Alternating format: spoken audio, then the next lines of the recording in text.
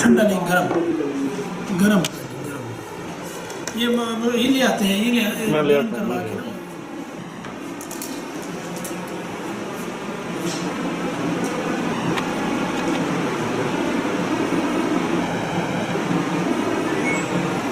بجلی آ گئی۔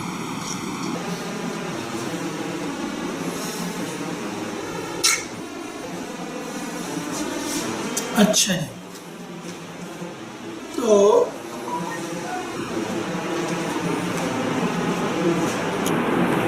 آج ٹائم ہو گیا، اعوذ باللہ، ایک آدھ منٹ ہو گیا۔ ہاں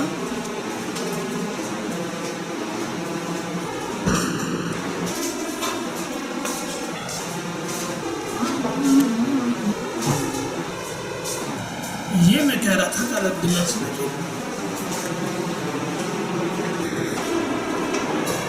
اس کو سینڈ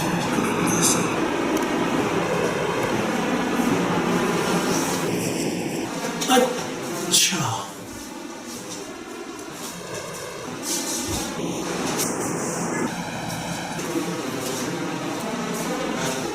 اعوذ باللہ من الشیطان الرجیم، بسم اللہ الرحمن الرحیم۔ آج پیام کا انشاءاللہ یہ آخری کلاس ہوگی، پوری امید ہے۔ کافی طویل ہو گیا، یہ ارادہ نہیں تھا لیکن بس ہو گیا۔ یہ جیسے پیام جو اقبال نے لکھی ہے، یہ ایک طرح سے اگر ہم اپنی اصطلاح میں کہیں، یعنی اقبال کی اصطلاح میں نہیں، جو عشق کی اصطلاح ہے، تو اس کو ہم اپنے کہیں اگر اصطلاح میں، تو وہ ہے کہ یہ تعلق کا مرثیہ ہے پیام۔ یہ پوری جو اس دروازے کو بند کروا دیں، یہ اب روز ہی آپ لوگ تھوڑا سا خود بھی دھیان دو سامنے۔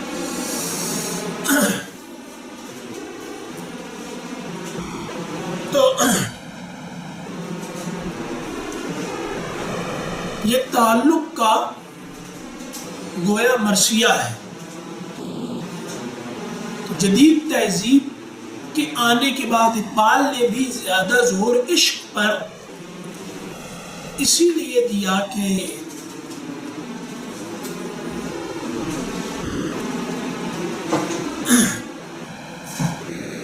عشق ظاہر تعلق کے حوالے سے ایک لفظ بولا جاتا ہے، اور انسانی تعلقات یعنی جو انسانوں کے آپس کے تعلقات ہیں، یا پھر انسان سے اوپر کے تعلقات، تو یہ دو طرح کے تعلقات پر ہی عشق بولا جا سکتا ہے۔ یہ نہیں بولا جا سکتا کہ انسان کو چیزوں سے، جانوروں سے، فطرت بھی ہو تو بہرحال وہ جیسے انسان پر حاکم ایک شے ہے۔ جتنی باتیں جدید تہذیب کے حوالے سے کی، اس پنکھے کو بند کرا دیں، مطلب مجھے آپ سب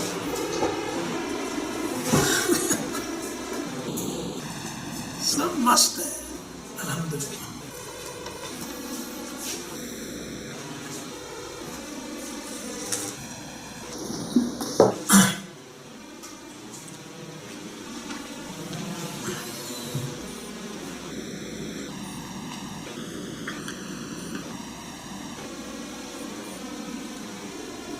تو جدیدیت نے آ کر جو مسئلہ پیدا کیا تھا کہ انسان کو اپنے سے نیچے کی جو زندگی تھی، یا انسان سے پست درجے پر جو وجود تھا، اس میں ہی اس کو جیسے مصروف کر دیا۔ تو اقبال مشرقی آدمی تھے، تو انہوں نے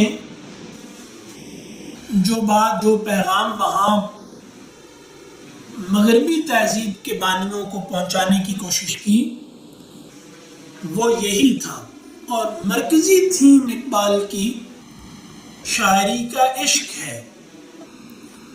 تو اس لیے ہم یہ کہہ رہے ہیں کہ یہ پیام کیا ہے؟ یہ پیام ہے اصل میں تعلق کا مرثیہ کہہ کے بھیجا ہے۔ تو اب پوری گفتگو میں یہاں بہت کچھ انہوں نے کہا، بہت ساری باتیں کی، ہم سے کی، ان سے کی۔ اب ہمارا کیا کنٹریبیوشن ہے مشرق کا، مغرب کا کیا ہے؟ اب اس کو ملا کر کیسے چلانا ہے؟ کیونکہ ایک بات بہت واضح رہنی چاہیے کہ تہذیب کا پہیہ الٹا نہیں گھمایا جا سکتا۔ آپ کوئی بھی تہذیبی تبدیلی آئی ہے، وہ ارتقاء جو ہوا ہے انسانوں میں، اس کو آپ ریورس نہیں کر سکتے۔ مطلب آپ یہ نہیں کہہ سکتے کہ اب موبائل کی وجہ سے اگر حصے تعلق متاثر ہو رہی ہے تو موبائل بند کر دیں، اسمارٹ فون کی وجہ سے اگر ذہن سکڑ رہے ہیں تو اس کا استعمال بند کر دیا جائے، فارماسیوٹیکل انڈسٹری کے آنے کے بعد دوائیاں کھا کھا کی قوت مدافعت ختم ہو رہی ہے تو یہ انڈسٹری بند کر دی جائے۔ ایسے نہیں ہوتا، چیزیں نئی آتی ہیں اور ان کے آنے کے بعد ان کا استعمال سیکھنا پڑتا ہے، یہ نظر رکھنی پڑتی ہے کہ اس کی افادیت کیا ہے اور اس کا ضرر کیا ہے۔ اگر محض افادیت پر ہی نظر رکھیں گے تو ہر نئی چیز کے غلام ہو جائیں گے اور بچوں کی طرح اس کے پیچھے بھاگتے پھریں گے۔ اگر محض ضرر پر نظر رکھیں گے تو جو اس کا فائدہ ہے اور جس کے لیے وہ پیدا ہوئی ہے، وجود میں آئی، وہ فائدہ نہیں اٹھا سکیں گے۔ تو یہ دونوں رویے ٹھیک نہیں ہیں۔ رویہ یہ ہے کہ اب کرنا کیا ہے۔ تو اب آخری یہ جو دو بند ہیں، ان میں امید کی باتیں بھی ہیں۔ یعنی امید کی باتیں اس طرح سے ہیں کہ بہت مسائل پیدا ہو گئے، جدید تہذیب نے آ کر انسانیت کو بہت زخم لگائے، مشین نے آ کر انسان کو زخمی کر دیا ہے۔ تو اب پھر کیا کریں؟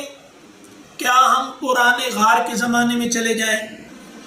کیا یہ جو ہوتا ہے نا، ایک جیسے بات کی جاتی ہے جب ماڈرن گیجٹس پر، تو لوگ چونکہ ان کے غلام تو ہیں، نفسیاتی بھی ایک دباؤ ہے کہ ہم ان کے استعمال کو اپنی تہذیبی احساس کمتری کو دور کرنے کی کوشش کا سبب بھی بناتے ہیں کہ میرا بچہ چلو موبائل اگر اسمارٹ فون چلا کے ویڈیو گیم کھیل رہا ہے تو اس کے نتیجے میں میرا پینڈو ہونا تھوڑا سا ذرا کم اثر انداز ہوگا میرے اوپر، میں اس محرومی سے تھوڑا اس کا جو نفسیاتی دباؤ ہے اس سے وقتی طور پہ نکل جاؤں گا، ایک کانفیڈنس سا پیدا ہوتا ہے۔ یا ہم جب کرکٹ وغیرہ دیکھتے ہیں تو رنز بول لیا، آؤٹ ہو گیا، ٹھیک ہے، پویلین میں جا رہے ہیں، یہ سب بولتے ہیں تو ایک جیسے ترفع سا تھوڑا سا ایلیویٹ ہوتا، آدمی اپنے آپ کو محسوس کرتا ہے یہ بولتے ہوئے۔ تو یہ ٹھیک ہے، یہ سب چیزیں ان کو چلاتے رہنا چاہیے، کوئی بات نہیں، لیکن فوراً اتنا شدید ریئیکٹ نہیں کرنا چاہیے کہ آپ اگر ایک تنقیدی نظر، کریٹیک یہی ہوتی ہے کہ آپ اس اثر پر جو مفید ہے اس کا اور جو ضرر ہے دونوں پر نظر رکھیں۔ تو وہ لوگ تو شعور کے حد طفولیت سے بھی نہیں نکلے ہوتے جو تنقید جدید چیزوں کی پر ہونے والی، ان کے ضرر کو دکھانے والی تنقید پہ بھڑک گئے، اور لوگوں نے دیکھا ہوگا آپ نے کہ فوراً جمپ کرتے ہیں کہ بھائی ہم سست ہو گئے، بلڈ پریشر ہو گیا، شوگر ہو گئی، زندگی بہت آسان ہو گئی، تو کیا کریں؟ گاڑی چھوڑ دیں، اے سی بند کر دیں، کیا کریں؟ موبائل چھوڑ دیں، کیا کریں؟ اب یہ بات جو آدمی کرتا ہے نا، وہ اسے نہیں سمجھ رہا کہ یہ جو اس انتہا پہ جمپ کر کے جا رہا ہے، تو یہ کیوں جمپ کر رہا ہے، یہ کیوں اتنا زیادہ اس کے اثر میں ہے کہ اس پر ہونے والی تنقید جو اس کے ضرر کے بارے میں بتاتی ہے. تو وہ آپ اسمارٹ فون کے بارے میں، ویکسینیشن کے بارے میں، ٹیکنالوجی کے بارے میں اپنے ہاں کوئی ڈھنگ کی تنقید نہیں دکھا سکتے جو آپ کہیں کہ یہ ہمارے ہاں ہوئی ہے. اقبال نے کی لیکن ہم لوگ نہیں چلا سکے اس کو آگے. تو ہمیں بس اقبال زیادہ اس لیے محبوب ہے کہ وہ جرمنی پڑھنے کے لیے گئے تھی. تو بس یہ ہے. اب وہ پھر اور اقبال نے وہ خطبات انگریزی میں لکھے، تو اب جس کو دیکھو وہ انہیں اٹھائے پھر رہا ہے. جو اصل کام ہے اقبال کا پوئٹری میں، وہ اور جو اقبال نے بڑا کام کیا، یعنی فلسفی سے بڑا ہوتا ہے شاعر، بہت بڑا ہوتا ہے، تو وہ اس کو دیکھنے والا کوئی نہیں، اس طرف جا نہیں رہے. اب یہ مسئلہ یہ ہے کہ یہ مسائل ہیں. ہم مغرب نے جو دنیا بنائی اور جو انسان کے لیے آسانیاں پیدا کی، کیپٹلزم کے آنے کے بعد انسانی آبادی جتنی بڑی ہے پہلے کبھی نہیں بڑھی تھی نا، کئی گنا بڑھ گئی، 4-5 گنا بڑھ گئی. تو اب ظاہر ہے انسانوں کی صحت کے حالات ظاہر ہے پہلے سے بہتر ہوئے ہوں گے، سہولتیں بھی بہت ہوئی ہیں. یہ ایک جگہ سے دوسری جگہ جانا، انسانوں کے آپس میں روابط، کام، یہ سب ہوا ہے، اس کا کوئی انکار نہیں کرنا. لیکن اس سے کچھ مسائل بھی پیدا ہوئے ہوں گے، تو ان مسائل کو دیکھ لیا جائے تو اس میں کیا حرج ہے؟ ان چیزوں کی شان میں تو کوئی گستاخی نہیں ہوتی نا. تو اب یہاں پر یہ کہا کہ اب یہاں سے وہ بات شروع کر رہے ہیں. ہم اب اس کو سرسری سے پڑھیں گے، بڑی باتیں ہوں گی، دوبارہ ان کو مڑ مڑ کے دہرانے والی ہی بات ہے کہ من درن خاک کہن گوہر جاں می بینم، کہ میں، یہ سب ہے کہ مسائل بہت ہیں، انسانیت سے سک رہی ہے. مجھ سے ایک آدمی نے کہا، ایک جگہ ہم بیٹھے تھے، وہ دیہاتی تھا نا، تو وہ بالکل جیسے اصل بات تک سیدھے جاتے ہیں. وہ کیونکہ ان کا شعور زیادہ ترقی یافتہ نہیں ہوتا کہ وہ بات سے بات نکالتے رہیں اور بات سے بات نکال کر وہ 2 منٹ کی بات کو 20 گھنٹوں تک لے جائیں. ایسا نہیں ہے نا، کیونکہ ہمارے یہاں یہ بہت ہے کہ آپ سے کہا جائے کہ یار اس موضوع پہ بات کر دو، تو 2 لفظ بولنے کے بعد ہم گونگے ہو جاتے ہیں. لیکن وہ بحث کیا ہوتی ہے کہ آپ کی بات سے میں ایک بات نکالوں گا، پھر آپ اگلی بات کریں، اس سے پھر ایک بات نکالوں گا، پھر آپ بات کریں گے، پھر اس سے ایک بات نکالوں گا، اور میں اسے طول دیتا چلا جاؤں گا کہ نہیں میری سمجھ میں تو نہیں آ. تو وہ بالکل اصل تک بیج زمین میں ڈالنے والے لوگ ہیں نا، تو وہ یہ دیکھتے ہیں کہ پھل کیا ہے اور بیج کون سا ہے. تو بس جس سے زیادہ واسطہ ہوتا ہے درمیان میں وہ شاخیں وغیرہ کاٹ کے بکریوں کو ڈال دیتے ہیں. تو انہوں نے مجھ سے کہا کہ محبت نہیں رہی، تعلقات کچھ بھی نہیں رہا، یہ وہ سب. تو میں نے اس سے کہا کہ جہاں مائیں بچوں کو دودھ پلانے سے انکار کر دیں تو وہاں اس زمانے میں محبت ڈھونڈ رہے ہیں. تو وہ جیسے پھڑکنے لگ گیا، یعنی یہاں تو اب کسی میں کوئی اثر ہی نہیں ہوا نا. تو وہ بالکل ایسے تھا جیسے آدمی کو وجد آ جاتا ہے. تو کیا جی،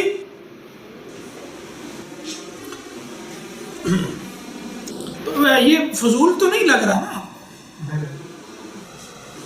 ایسی باتیں ہیں. شاعری میں اب ایسا ہی ہوتا ہے، ٹو دا پوائنٹ. مطلب اگر مطالبہ کریں گے شاعری نہیں، اچھا ویسے ہے، یعنی موٹر وے اسی لیے بنائی ہے کہ کم سے کم وقت میں لاہور سے اسلام آباد پہنچ جائے. تو قیام ہی پڑھ رہے ہیں نا، بس وہ ختم ہے، آج انشاءاللہ اس کو نپٹا دیں. اس کے بعد ہمارا ارادہ ہے کہ مسجد قرطبہ اور اس کی طرف جائیں گے ذوق و شوق پر.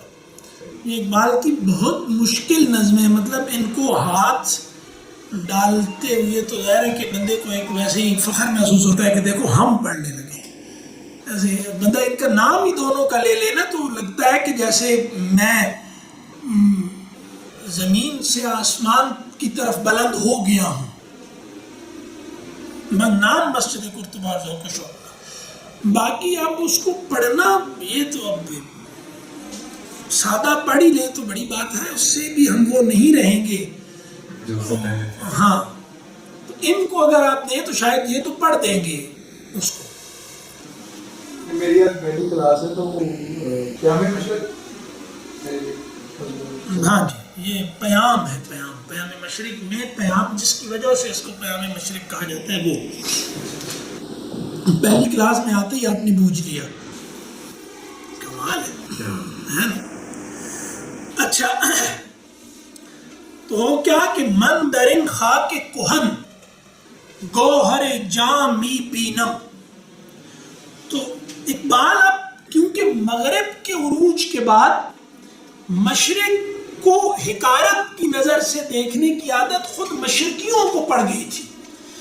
یہ غلام قوموں کی ایک نشانی ہوتی ہے کہ انہیں اپنا سب حقیر لگتا ہے اور دشمن آقاؤں کا سب اعلیٰ لگتا ہے اور اس کی بہت عزت کرتے ہیں. تو اس میں چاہے اپنی زبان ہو، چاہے اپنا لباس ہو، چاہے اپنا طرز تعمیر ہو، چاہے اپنا جو ہے وہ برتن ہو. تو اب وہ وائن گلاس میں کوک ڈال کے پیتے ہوئے بندہ ویسے ہی کہتا ہے کہ اب اس کی تصویر سیلفی بنا کے میں سارے لوگوں کو دکھاؤں. تو ہمارے بڑے تو کہہ گئے کہ جن میں شراب کی حرمت کے بعد جن برتنوں میں شراب پیتے تھے یا شراب کا پینا جن سے جڑا ہوا تھا ان تمام اوضاع کو ختم کیا. ایک سوال اٹھا نا کہ حضور نے وہ برتن کیوں تلوائے جن میں شراب تھا؟ تو ظاہر ہے وہ شراب برتنوں میں گھس تھوڑا ہی گئی تھی تو حرام ہو گئی، تو ان برتنوں کو صاف کر کے استعمال کر لو اور استعمال ہو جاتا ہے. ٹھیک ہے جی. تو کتا کنویں میں گر جائے تو کتا نکال دو، بس پھر اس کنویں میں پانی نکال دو اور اس کو پاٹ تھوڑا ہی دیتے ہیں کنویں کو، رائٹ. وہ بس یہ ہے کہ انہوں نے یہ کیوں کروائے. تو اس پہ غزالی جیسے لوگوں نے یہ بات کہی کہ وہ اصل میں شاعر تھے شراب کے. ہاں شاعر کی بہت اہمیت ہوتی ہے، یعنی آپ کا ذہن ادھر منتقل ہوتا ہے. تو شراب کے شاعر کو ہی مٹوا دیا. لیکن ہمارے ہاں تو یہ بات اب جہالت کی بات ہے نا کہ مولانا مولانا پیو کے کرے پیو چھوڑو پرے. من درن خاک کہن گوہر جامی بینم.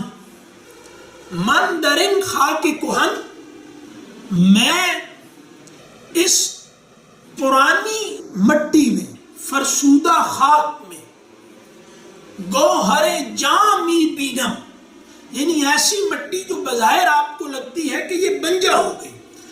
مشرق نے بہت زندگی پیدا کی نا، یہ تہذیب کا چھکڑا کھینچ کے مشرق لایا، لیکن اب ریل کی پٹڑی بچھ جانے کے بعد مغرب نے پھر کہا کہ مشرق مغرب کے دباؤ میں آ گیا. تو وہ اقبال اب یہ کہہ رہے ہیں کہ مشرق والے مشرق کو نہ حقارت کی نظر سے دیکھیں، نہ مغرب والے مشرق کو دیکھیں. یہاں ریل کی پٹڑی ہمارا انفراسٹرکچر بنانے کے لیے تم نے تھوڑی، یہاں تو لوٹنے کے لیے، یہاں سے خام مال ٹرانسپورٹ کرنے کے لیے تم نے بنائی ہے نا. تمہیں ہم کیا ضرورت تھی؟ تو ہم نے یہ ساری اور تمہارے مقاصد تھے اس میں کئی. تو من درم خاک کہن گوہر جامی بینم. تو کیونکہ خاک کہن اس لیے کہا کہ ہمارے ہاں روایت ماضی کو آئیڈیل کے طور پر دیکھتے ہیں. تو آئیڈیا ماضی میں ہے، پریکٹیکل کی جو شکلیں ہوتی ہیں وہ ظاہر ہے کہ کنٹمپریری ہوتی ہیں، تو اس سے کوئی لڑائی نہیں ہوتی. لیکن آئیڈیل مسٹ نہیں ہونا چاہیے معاصر تہذیبی ضروریات کو پورا کرتے وقت، کیونکہ آئیڈیل بہرحال ہمارا ماضی میں اور وہ غیر زمانی ماضی میں بھی ہے. یعنی جو ماضی حال اور مستقبل سے ماوراء ہے. جب کہا گیا تھا کہ روح پھونکی گئی تھی، وہ عہد الست لیا گیا تھا، تو یہ ماضی تو ماضی حال اور مستقبل سے بھی پہلے کا ہے کہیں. تو من درن خاک کہن گوہر جامی بینم، میں اس پرانی مٹی میں زندگی کی اصل دیکھ رہا ہوں، کیونکہ زندگی کی اصل بہرحال مٹی میں ہے.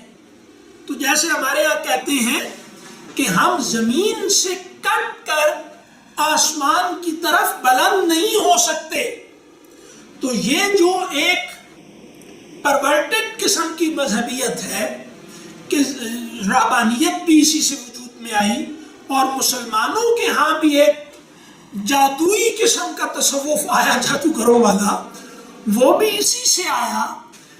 تو یہ نہیں ہے جسم کو نظر انداز کر کے، بدھسٹوں کی طرح جسم کو اذیت میں رکھ کے نہیں. جسم کی آسائش کی بہت اہمیت ہے، اس پہ الحمدللہ اور سبحان اللہ اور اللہ کو یاد کرنے کے، اور یہ ساری دعائیں خود حضور نے سکھائی ہیں. یعنی جسم کی ہر لذت جو جائز ہے اس سے پہلے اور آخر میں دعائیں حضور سے منقول ہیں، ہمیں سکھائی ہے. ٹھیک ہے، تو یہ سب ہے.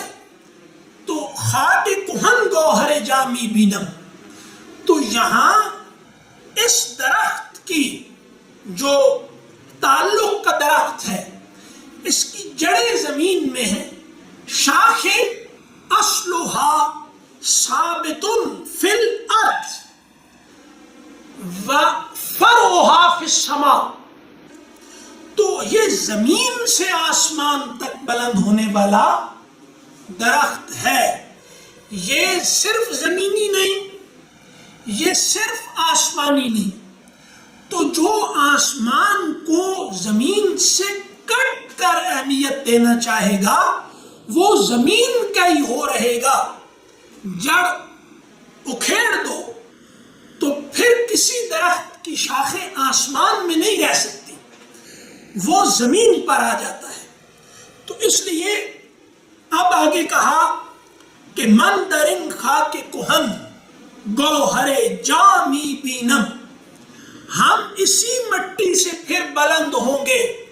جیسے ہزاروں سالوں سے ہم اس مٹی سے بار بار آسمان کی طرف بلند ہوتے رہے ہیں، یہاں آسمانوں سے زمین پر آنے والا پھل، وہ نبیوں کا ہو یا نبیوں کے ساتھیوں کا، وہ زمین کی طرف اس لیے آتا ہے کہ پھر تازہ قوت کے ساتھ زمین سے آسمان کی طرف بلند ہوا جائے.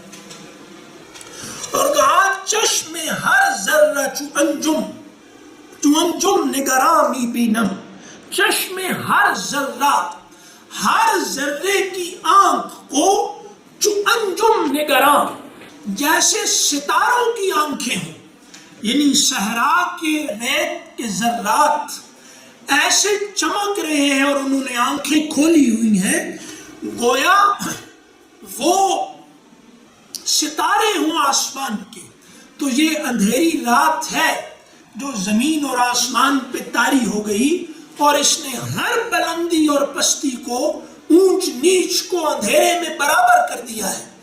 لیکن اس کے سامنے ایک اور ترتیب بھی اس اندھیرے کے سامنے آئی ہے کہ یہاں پر اندھیرے میں آسمان کو ڈھانپنے کی کوشش کی، لیکن اس کے ساتھ ہوا یہ کہ زمین پر ریت کے ذرات نے ستاروں کی طرح آنکھیں کھول کے چلنے والے کو یہ کہا کہ تم اب یہ سمجھو کہ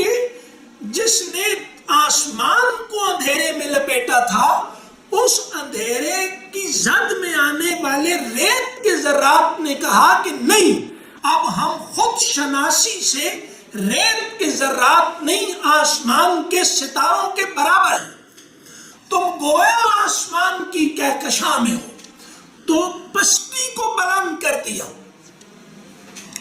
تو وہ کہہ رہے کہ یہ میں دیکھ رہا ہوں کہ زمین بھی زمین نہیں ہے، یہ 7ویں آسمان کے ستاروں پر گردش کرنے والا ایک ستارہ ہے۔ ٹھیک ہے، تو چشم ہر ذرہ چو انجم نگرامی بینم، دانا را کہ با آغوش زمین است ہنوز، وہ دانا جو زمین کی آغوش میں ہے ابھی، یعنی یہ کیا ہے؟ اقبال نے یہاں بیان کیا کر رہے ہیں کہ تخیل کو استعمال کر کے مغرب نے تخیل کو استعمال کر کے انسان کے لیے غیب کو تخیل کی مدد سے چھپانے کی کوشش کی، اور جو چیزیں ایجاد کی ان چیزوں کی ایجاد کے نتیجے میں انسان کو تھنگنس کا اسیر کر دیا۔ ٹھیک ہے، کنکریٹ پر توجہ دے دی ساری۔ یہ بات کہہ رہا ہے کہ تخیل اصل میں غیب سے تعلق کی ضرورت ہے، تو یہاں وہ یہی کر رہے ہیں، دانا راہ کے با آغوش زمین است ہنوز، ابھی وہ دانا جو زمین کی آغوش میں ہے، جو زمین میں بویا ہوا ہے، ابھی وہ زمین سے پھوٹا نہیں ہے۔ تو یہ اقبال کیسے دیکھ رہے ہیں؟ یہ مستقبل اس دانے کا کیسے دیکھ رہے ہیں؟ وہ تو نظر نہیں آ رہا، وہ غیب میں ہے، مستقبل کو دیکھ رہے ہیں۔ وہ کہہ رہے ہیں دانا را کہ با آغوش زمین است ہنوز، وہ دانا کہ جو فی الحال ابھی وہ جو زمین کی آغوش میں ہے، زمین نے اس کو گود میں لیا ہوا ہے، تو زمین اس کو جیسے اب اندر ہی اندر اس کو پروان چڑھا رہی ہے، مطلب اس کو اس کی زرخیزی میں اضافہ کر رہی ہے۔ اور یہ درخت میں کیا دیکھ رہا ہوں؟ شاخ در شاخ و برو مند و جوامی بینم، تو میں اس کو دیکھ رہا ہوں کہ اس بیج کو میں دیکھ رہا ہوں کہ یہ شاخ در شاخ ہے، یہ آسمان میں ہے، برو مند اس کے پھلوں والا ہے، اور جوامی بینم یعنی جس پر وقت اثر انداز ہو کر اس کو بوسیدہ نہیں کر سکتا، وہ جواں ہے۔ جواں کون ہے؟ جو وقت کی تلوار، وقت کے ہاتھ میں جو تلوار ہے، جو وقت چلا کر ہر رگے جاں کو کاٹ کے چیزوں کو بوسیدہ کیے جا رہا ہوتا ہے، تو جواں وہ ہے جو اس کے دست تغیر کو اپنی گرفت میں لے کے مفلوج کر دے۔ تو کیا دانا را کہ با آغوش زمین است ہنوز، شاخ در شاخ و برو مند و جوامی بینم۔ اب کیا کہتے ہیں؟ کوہرا مثل پرے کاہ سبک می یابم، میں کوہ کو، کوہرا پہاڑ کو، مثل پرے کاہ تنکے کے برابر دیکھ رہا ہوں، سبک ہلکا، کوہرا پہاڑ کو، مثل پرے کاہ سبک تنکے کی طرح ہلکا، می یابم میں دیکھ رہا ہوں۔ مجھے لگ رہا ہے کہ یہ تمہاری تہذیب کا پہاڑ ہے، جو تم نے اتنی ٹیکنالوجی اور یہ کچھ سب ایک جیسے، بہت شان و شوکت تو ہے نا اس کی، وہ کہہ رہے ہیں یہ سارا پرے کاہ کی وقت رکھتا ہے، یہ تنکا ہے، یہ کچھ بھی نہیں، یہ انسان کی حصے تعلق کا ایک ادنا ظہور ہے، جو شے پر تصرف کے نتیجے میں وجود میں آیا ہے نا۔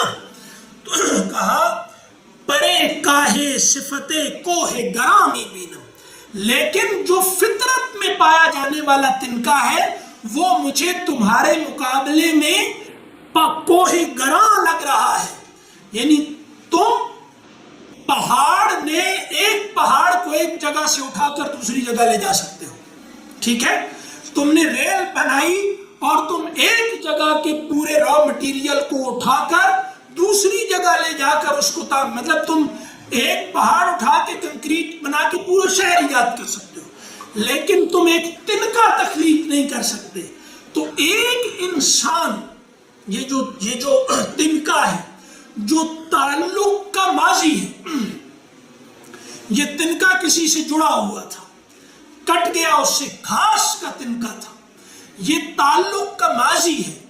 تم کیا پرے کاہے صفت کوہ گراں، تمہارے پہاڑ سے ہٹ جاتے ہیں، لیکن تنکا اپنے ماضی کی طرف ویلڈ انڈیکیشن ہوتا ہے کہ یہ کہیں سے کہاں سے آیا ہے۔ تو تم نے یہ سارے جو مصنوعی زندگی بنا دی، تو یہ تو شاید اپنے یعنی جو آرٹیفیشل ہے زندگی پوری، یہ زندگی کا نظام، یہ کسی کو انڈیکیٹ نہیں کرتا، یہ انسان کی طرف یعنی اسی دنیا میں آدمی کو ملوث رکھتا ہے۔ شاید یہ جب خدا کو یاد نہیں دلا سکتا، لوگوں نے اس پہ کتابیں لکھی کہ پوری شہری حیات فطرت سے کٹی ہوئی ہے، لہذا یہ ماورائے فطرت یا زمان و مکان سے ماورائیت کی طرف کوئی انڈیکیشن نہیں دے سکتے۔ لیکن پرے کاہ جو ہے ایک تنکا، یا آپ کو شہروں میں تنکے نظر نہیں آئیں گے، کہاں تنکا پڑا ہوا ہے؟ دیہات میں ہر چارپائی کے نیچے تنکا ہی تنکا ہے، ٹھیک ہے؟ تو وہاں کیا ہوا کہ وہ تنکا ایک اپنے ماضی کی یاد ہے۔ پرے کاہے صفتے، تو تم جس تعلق کو توڑنے میں لگے ہو، اس تعلق کو تم توڑ نہیں سکتے۔ ایک تنکا بھی کسی مطلب اپنے ماضی کو یاد کراتا رہے گا کہ کہیں کسی گھاس پھوس کوئی کسی چراگاہ کو یاد کرائے گا، نیچر کو یاد دلائے گا۔ ایک فطرت میں اگا ہوا ایک پتا وہ خدا کی یاد دلاتا ہے، لیکن یہاں آپ کا راکٹ آسمان کی طرف جاتے ہوئے خدا کی طرف کو انڈیکیٹ نہیں کر رہا ہوتا۔ یہ ہے کہ کوہ گراں تمہارا یہ جو کیا ہے، کوہرا مثل پرے کا، تمہارا راکٹ مثل پرے کا ہے، یہ کوہ ہے، پہاڑ ہے ایک، لیکن یہ خدا آسمانوں کی طرف بلند ہوتے ہوئے خدا کو انڈیکیٹ نہیں کرتا، لیکن زمین پر گرتا ہوا اور پلٹ کر زمین پر گرتا ہوا ایک تنکا، یہ خدا کی یاد کا سبب بنتا ہے۔ انقلاب کہ نگنجت بضمیر افلاک، وہ تبدیلی جو آسمان کی چھاتیوں میں نہیں سما سکتی، بینم و ہیچ نہ دانم کہ چشامی بینم، میں دیکھ رہا ہوں پر مجھے سمجھ نہیں آ رہی کہ کیسے دیکھ رہا ہوں۔ یعنی یہ میں کیونکہ ماورا کو مانتا ہوں تو وہیں سے کہیں سے کچھ آ رہا ہے، یہاں مجھے خود سمجھ نہیں آ رہا کہ یہ کیا ہو رہا ہے۔ بینم، میں دیکھ رہا ہوں، او ہیچ نہ دانم کہ چشامی بینم، اور کچھ پتا نہیں کہ میں دیکھ تو رہا ہوں لیکن کیسے دیکھ رہا ہوں۔ خرما کس کے درن گرد سوارے بینت، وہ بہت خوش رہے، مطلب وہ خوش ہو جائے، یا وہ خوش ہے، خرما کس بہت مطلب اس کو مبارک ہو، وہ بہت مبارک ہے۔ خرما کس کے درن گرد سوارے بینت، یہ جو گرد اڑا رکھی ہے، جس گرد اڑتی ہوئی گرد میں کچھ سمجھ نہیں آ رہا، تو بہت ہی وہ مبارک کا مستحق ہے جو اس اڑتی ہوئی گرد میں شاہ سوار کو دیکھ لے۔ خرما کس کے درن گرد سوارے بینم، وہ دیکھ لے کہ کوئی شاہ سوار آ رہا ہے۔ تو شاہ سوار کون ہوتے ہیں؟ جو زمین کی مٹی کو گرد بنا کر زلزلوں کو روک دیتے ہیں۔ یعنی وہ کرتے یہ ہیں کہ وہ جب آتے ہیں تو بظاہر لگتا ہے کہ جیسے انارکی ہے، لیکن وہ ایک نظم لے کر آتے ہیں متبادل، ٹھیک ہے؟ تو وہ لگتا یہی ہے کہ یہ گرد اڑ رہی ہے اور کچھ بھی نظر نہیں آ رہا، کچھ سمجھ نہیں آ رہا، لیکن وہ ایک دوسرے نظام کی بنا ڈال رہے ہوتے ہیں۔ ان گھوڑوں کے سم زمین پر زلزلوں کو روک رہے ہوتے ہیں، زلزلوں کو، زلزلے ٹھہر جاتے ہیں جن کے گھوڑوں کی سموں کی ٹانپوں کی ضربوں سے وہ شاہ سوار ہوتے ہیں۔ جوہرے نغمز لرزیدن تارے بینن، اور وہ بھی جو تار کے ہلنے سے نغمے کو پوچھ لے، کہ تار ابھی ہلی اس کی انسٹرومنٹ کی تو اندازہ کر لے جو کہ یہ جو تار حرکت میں آئی ہے تو کون سا نغمہ چھڑنے والا ہے۔ ٹھیک ہے، تو یہ کون ہے؟ وہی مستقبل کو دیکھ سکتا ہے جو غیب سے تعلق میں سچا ہے۔ آپ صلی اللہ علیہ وسلم نے فرمایا کہ زاہد کو خدا ہر بیماری کا سبب اور علاج دکھا دیتا ہے۔ اس کا کیا مطلب ہے؟ زاہد کون ہوتا ہے؟ جو اپنے حاضر کو، اپنی موجود دنیا کو غیب کے اس میں حصار میں رکھتا ہے، غیب کی اتھارٹی میں رکھتا ہے، اور کبھی بھی حاضر کو غیب پر کو اوجھل کرنے کا سبب نہیں بننے دیتا۔ ٹھیک ہے، تو کہ جو موجود ہے وہ جو ابھی نظر سے اوجھل ہے وہ اس کو ڈھانپ لے تو وہ غیب کو ماننے والا ہوتا ہے، وہ دو دنیاؤں میں یک وقت جیتا ہے۔ تو حال میں رہنے والا مستقبل کے اصول پر رہتے ہوئے، ماضی کے اصول پر رہتے ہوئے مستقبل کو گیس کر لیتا ہے۔ تو زندگی جوئے رواں است و رواں خواہد بود، زندگی کا یہ دریا ماضی، حال اور مستقبل سے ہوتا ہوا اور ماضی سے پہلے اور مستقبل کے اختتام کے بعد بھی جاری رہے گا۔ زندگی ماضی کے نقطۂ آغاز سے شروع ہو کر مستقبل کے نقطۂ اختتام پہ ختم نہیں ہونے والی، یہ ماضی کے نقطۂ آغاز سے پہلے مستقبل کے نقطۂ اختتام کے بعد تک رواں ہے۔ زندگی جوئے رواں است و رواں خواہد بود، اور جوئے رواں کہا جو ندی وہ ہوتی ہے جو بان زمینوں کو لہلہاتی کھیتیوں سے مزین کر دیتی ہے، یہ پوٹینشل ہوتا ہے۔ ان میں کہنا جواں است و جواں خواہد بود، مستی کا یہ اصول پرانا ہے، یعنی تعلق مال غیب۔ تو وہ گوئٹے وغیرہ کو بجھوا رہے ہیں یہ بات جرمنوں کو کہ تم نے تعلق غیب سے توڑ کر اپنا بڑا نقصان کیا ہے۔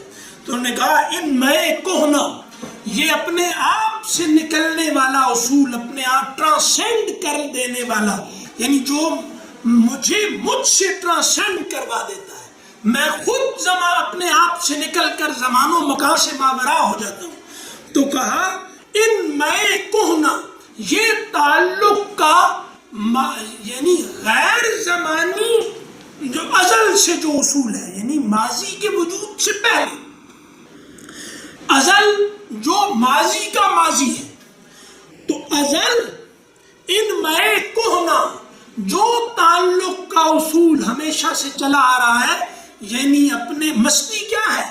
اپنی ذات سے بلند ہو جانا، یعنی ہر وہ مست ہے جو اپنے آپ سے غافل ہے، یعنی لیکن اپنے آپ سے غافل ہو کر اپنے آپ سے نیچے گرنے والا نہیں، اپنے آپ کو بھلا دینے والا خود سے کسی بلند تر کے لیے، تو وہ نیچے نہیں گرتا، وہ بلند ہوتا ہے۔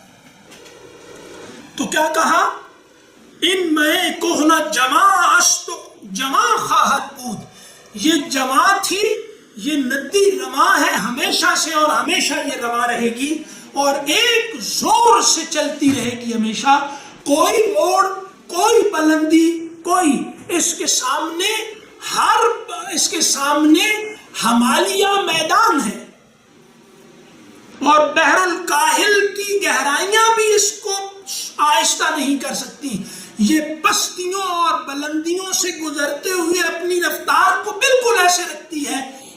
یہ تعلق کی اتنا بڑا اس کی ویو لینتھ اتنی بڑی ہے کہ ہمالیہ ہو یا بحر الکاہل کی تہ، اس پر سے گزرتے ہوئے لگتا ہے کہ یہ میدان میں سے دوڑتے ہوئے گھوڑے کی طرح جا رہے ہیں، کوئی نہیں، یہ قافلہ پہاڑوں اور میدانوں اور سمندروں میں ایک رفتار سے گزرتا ہے، کوئی بلندی اسے سلو نہیں کرتی، کوئی گہرائی اسے آہستہ نہیں کر سکتی۔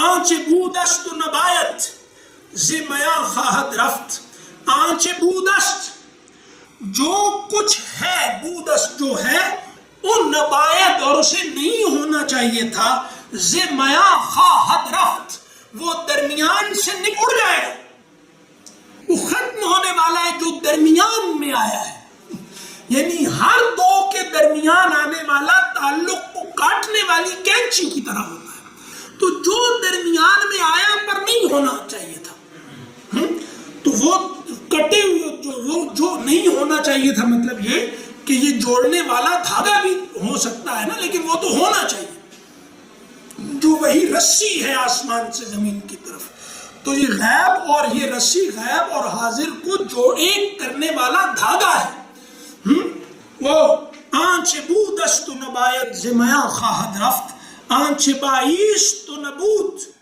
آنچ بایست و نبود، وہ نبود است جسے ہونا چاہیے تھا اور وہ نہیں ہے، ہما خواہد بود وہ ہو جائے گا، یعنی جو ہے اور اسے نہیں ہونا چاہیے وہ مٹ کے رہے گا، اور جو نہیں ہے اور اسے ہونا چاہیے تھا وہ ہو کے رہے گا۔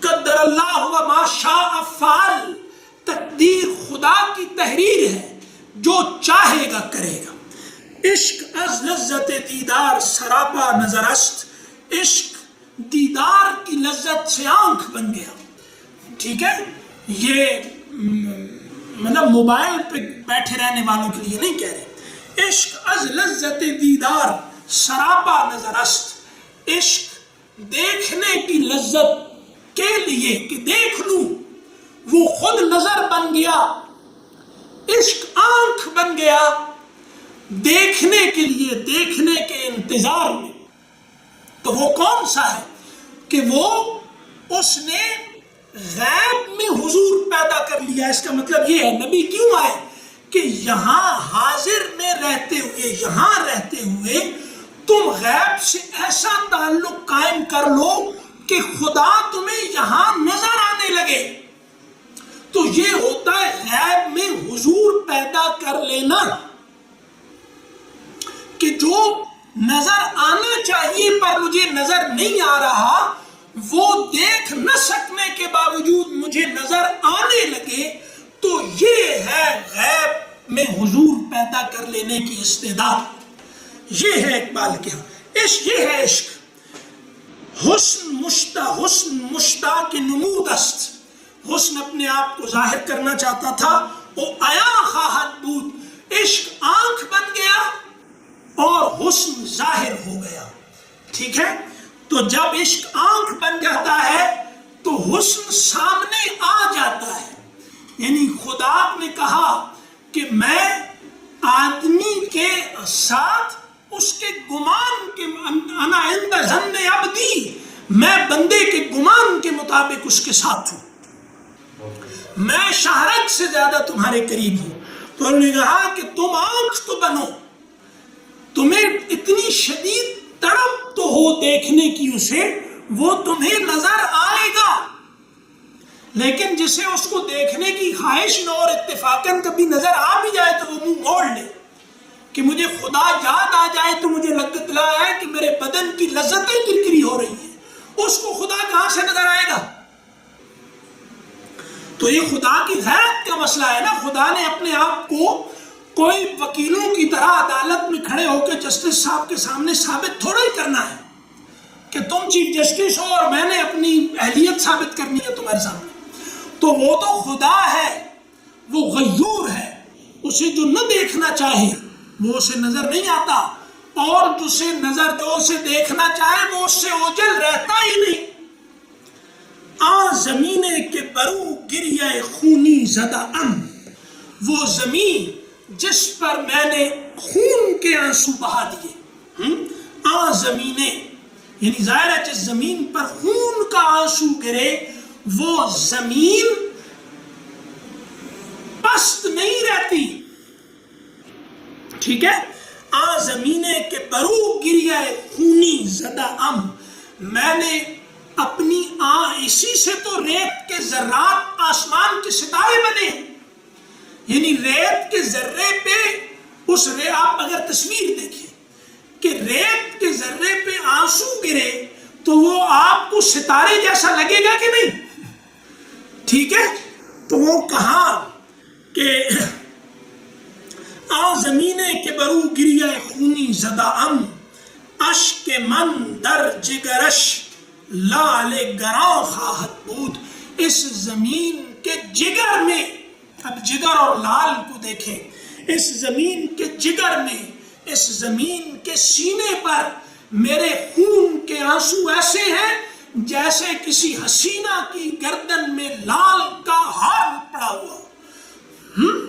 تو اشک من در جگرش لال گراں خواہد بود. تو اب جناب یہ ختم ہو گیا.